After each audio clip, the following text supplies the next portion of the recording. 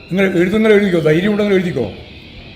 എടാ മലയാള മനോരമ 55 കൊടുത്തില്ലേ? നിങ്ങൾ വേറെ ആരെങ്കിലും പറ്റി പറയണോ? മലയാള മനോരമ എന്ന് പറയുന്ന പത്രം ഈ ഗവൺമെൻറ്റിന് എല്ലാം കൂടി ചേർന്ന്, ഞാൻ ആ കണക്ക് മുഴുവൻ പരിശോധിച്ച് നോക്കിയാണ്, എല്ലാം കൂടി ചേർന്ന് നോക്കുമ്പോൾ 55% ഉണ്ട്.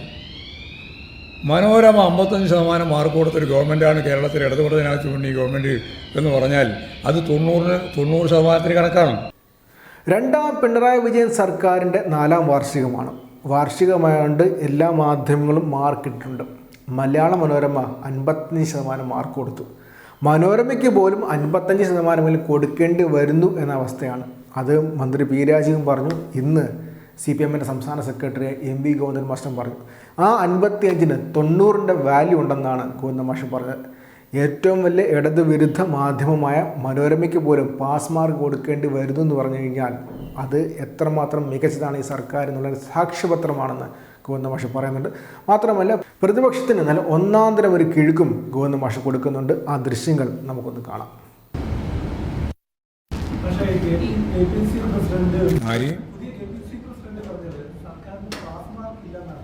ഇത്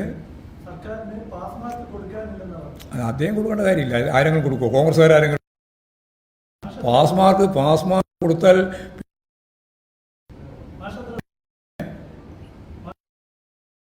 ഞാൻ വേണമെങ്കിൽ 90 മാർക്ക് കൊടുക്കും.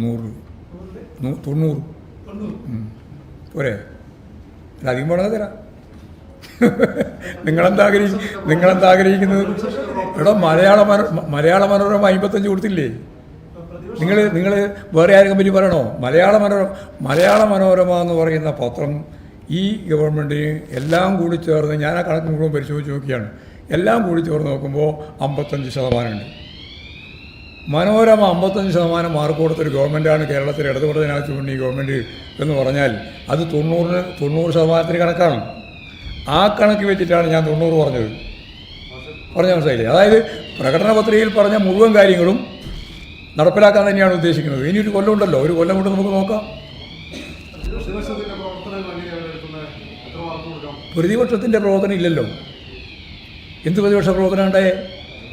എന്തെങ്കിലും ഒരു സമരം പ്രതിപക്ഷം ഈ കേരളത്തിൽ ഇടതുപക്ഷ ജനാധിപത്യ മുന്നണി ഗവൺമെൻറ്റിനെതിരെ നടത്തിയോ? വികസനം തടയുക മാത്രമേ ചെയ്ത്. രണ്ടും രണ്ടാണ്. നിങ്ങൾ എഴുതുന്നത് എഴുതിക്കോ, ധൈര്യം ഉണ്ടെങ്കിൽ എഴുതിക്കോ. ഇവിടെ പ്രതിപക്ഷം ചെയ്തത് വികസന പ്രവർത്തനത്തെ തടയുക എന്ന പണി മാത്രമാണ്. അല്ലാണ്ട് ഒരു സമരവും കേരളത്തിൽ ഇടതുപക്ഷ ജനാധിപത്യ മുന്നണി ഗവൺമെൻറ്റിൻ്റെ നിലപാട് നയങ്ങളുമായിട്ട് ബന്ധപ്പെട്ട് അവർ നടത്തിയിട്ടില്ല. വികസന പ്രവർത്തനത്തെ തടയാൻ വേണ്ടിയിട്ട് സിൽവർ ലൈൻ മുതൽ ഇങ്ങോട്ട് കല്ല് പൊരിക്കൽ ഉൾപ്പെടെയുള്ള കാര്യങ്ങൾ നടത്തിയിട്ടുണ്ട്. നാഷണൽ ഹൈവേക്കെതിരായിട്ട് സമരം നടത്തിയിട്ടുണ്ട്. വിഴിഞ്ഞം പദ്ധതിക്കെതിരായിട്ട് പരിപാടി നടത്തിയിട്ടുണ്ട്. ഞാൻ പറയുന്നത് ശ്രദ്ധിക്കുന്നുണ്ടോ? ഇതെല്ലാം വികസന പ്രവർത്തനം. കേരളം കണ്ട ഏറ്റവും വലിയ വികസന പ്രവർത്തനങ്ങളാണ്. നാഷണൽ ഹൈവേക്കെതിരായിട്ട് സമരം നടത്തിയിട്ടുണ്ട്. ഗയൽ പദ്ധതിക്കെതിരായിട്ട് സമരം നടത്തിയിട്ടുണ്ട്. അതുപോലെ തന്നെ നമ്മുടെ വൈദ്യുതി ലൈൻ, കൂടംകുളത്ത് നിന്ന് കിട്ടുന്ന വൈദ്യുതി കൊച്ചിയിലെത്തിക്കുന്നതിന് വേണ്ടിയുള്ള എടമൺ പാതക്ക് എതിരായിട്ട് സമരം നടത്തിയിട്ടുണ്ട്, ഇല്ലേ? അതുപോലെ വിഴിഞ്ഞം പദ്ധതി ഒരു തരത്തിലും നടത്താൻ പറ്റില്ല എന്ന് പറഞ്ഞിട്ട് സമരം നടത്തിയിട്ടുണ്ട്.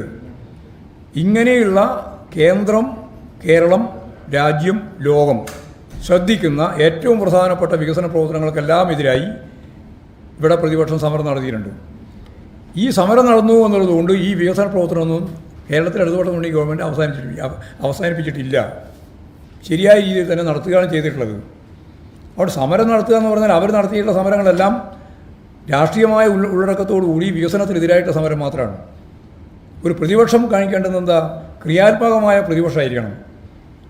കാര്യങ്ങൾ ഫലപ്രദമായിട്ട് മനസ്സിലാക്കി എതിർക്കേണ്ടതിനെ എതിർക്കുകയും അംഗീകരിക്കേണ്ടതിനെ അംഗീകരിക്കുകയും ചെയ്യുന്ന നിലപാട് സ്വീകരിക്കണം. ഇവിടെ ആദ്യം തന്നെ തീരുമാനിച്ചത്, രണ്ടാം ഘട്ട ഗവൺമെൻറ്റിൻ്റെ ആദ്യത്തെ പ്രതിപക്ഷ തീരുമാനം ഒരു തരത്തിലും വികസന പ്രവർത്തനം നടത്താൻ അനുവദിക്കരുത് എന്നാണ്.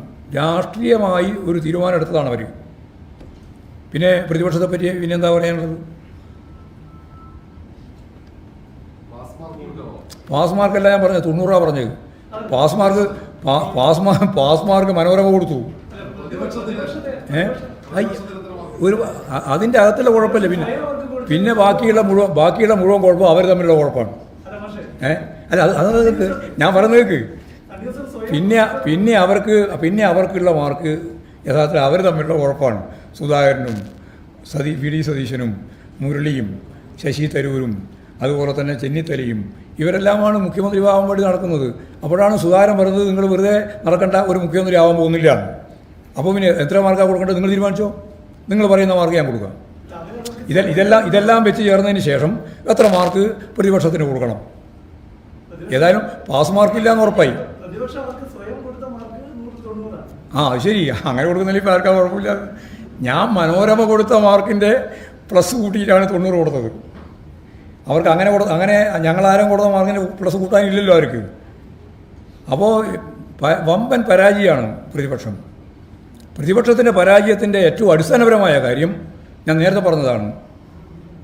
ഗവൺമെൻറ് നിലപാടുമായി ബന്ധപ്പെട്ടുകൊണ്ട് വികസനപരമായ കാര്യങ്ങളിൽ യോജിക്കാവുന്നത് യോജിക്കണം, ശക്തിയായിട്ട് എതിർക്കണം. ഇത് യോജിക്കേണ്ടതും എതിർക്കേണ്ടതും ഒന്നുമില്ല, വ്യത്യാസമില്ല. ഒറ്റ കാര്യമേ ഉള്ളൂ, ഒരു വികസന പ്രവർത്തനവും നടത്താൻ പാടില്ല എന്ന് പറഞ്ഞാൽ ലോകത്ത് തന്നെയുള്ള ഒരു ഡെമോക്രാറ്റിക് സമൂഹത്തിലെ പ്രതിപക്ഷമാണ് ഇവിടെയുള്ള പ്രതിപക്ഷം. അപ്പോൾ ആ പ്രതിപക്ഷത്തെ പറ്റി എന്ത് പറയാനാ? അപ്പോൾ ഒരു മാർക്കും കൊടുക്കാൻ പറ്റും.